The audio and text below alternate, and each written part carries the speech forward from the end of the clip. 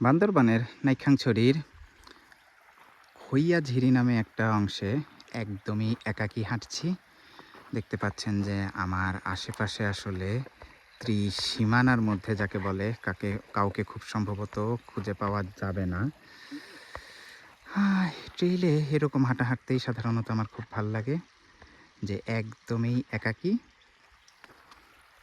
ভর দুপুর একদম 2টোর মতো বাজে।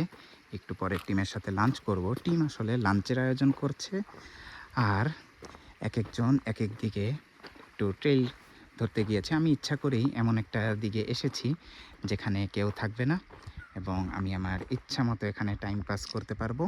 এবং গোসল করারও একটা প্ল্যান আছে। আপনাদেরকে আমি একটু গোসলের জায়গাটা দেখিয়ে ভিডিওটা শেষ করব।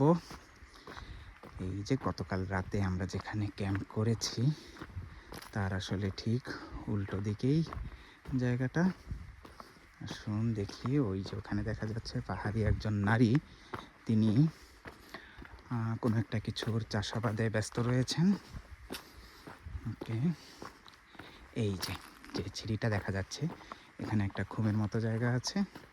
আমাদের টেন্টগুলোও এখনও সরানো হয়নি সব। এখন যেহেতু একদমই জানুয়ারির শেষ দিক, তাই কিন্তু পানির পরিমাণ খুবই কম। ওই যে ওখানে একটু গর্ত রয়েছে, আমি ও জায়গাতেই গোসল করব। পুরো ভিডিওর জন্য অপেক্ষা করুন, আসছে।